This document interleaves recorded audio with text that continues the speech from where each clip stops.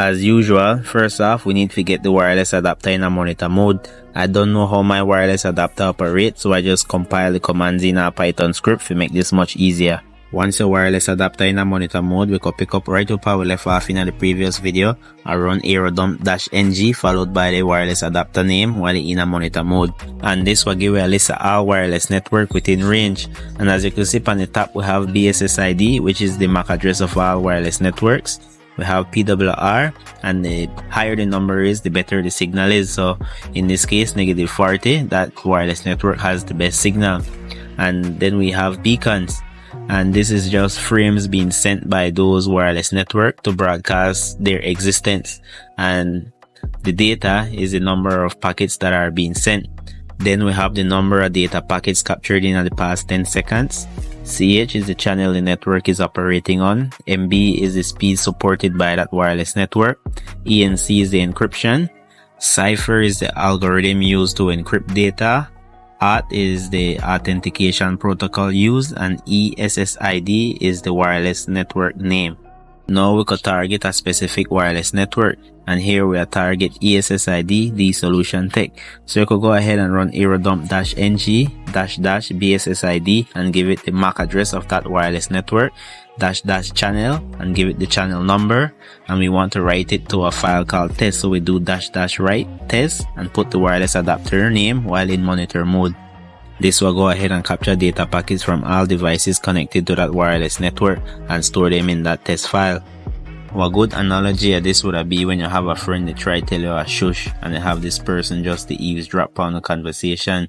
In a hacking, this is known as man-in-the-middle attack, where a hacker would place him or herself between you and that wireless network and intercept messages, and they might just come across valuable data that they can use against you. This type of attack usually takes some time because you want to capture a large number of data frames so that you can analyze and hopefully come across some valuable information. And there's a well-known tool for analyzing data packets, which is Wireshark.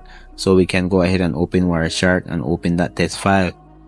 And in this test file, we will see a lot of information or data that look irrelevant, like it doesn't mean anything.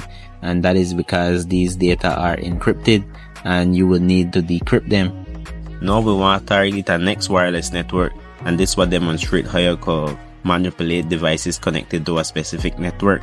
So we want to run aerodump-ng followed by the wireless adapter name in monitor mode so that we could get a list of all wireless network within range. And this would be the ESSID we want to target. And sometimes below you can see the MAC address of those devices listed under station, but we want to filter for that specific network. So we can go ahead and run aerodump-ng --BSSID and give it the MAC address of that wireless network, --channel and give it the channel number, and put the wireless adapter name while in monitor mode.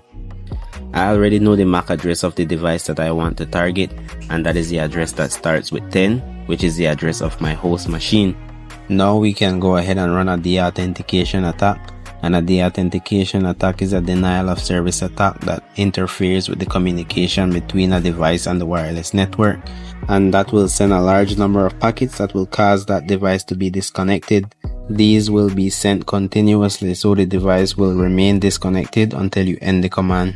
To execute the deauthentication attack, we can go ahead and run aeroplay-ng --deauth, short for deauthentication, and we want to give it a large number of packets, followed by -a, the MAC address of the router, -c, followed by the MAC address of the device that we want to disconnect, and give it the wireless adapter name while in monitor mode. And as you can see, this device here will be disconnected in a few, and it would continuously try to reconnect, but it won't be able to.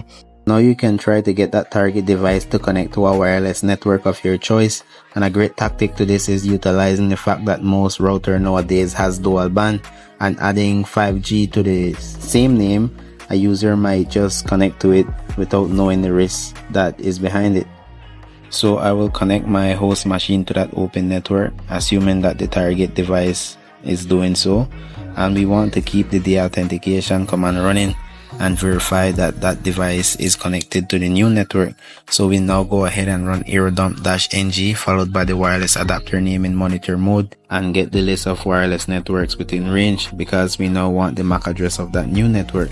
So once we have the MAC address of that new network, we can go ahead and run aerodump-ng --bssid, give it the new MAC address of that device, --channel, give it the channel number, and we want to write it to a new file because we want to capture the packets. Being connected to that new network, which is the hacker's network, is very risky because then you don't know what tactic they have and how they can steal information from you.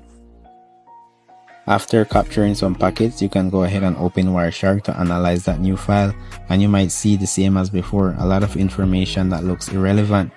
But because that network is open, you might be able to see some data in plain text.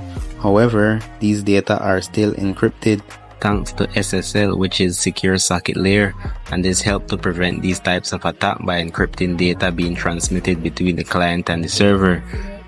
The way SSL works is by encrypting the data before it is being sent over the internet, making it difficult for a hacker to intercept and read information.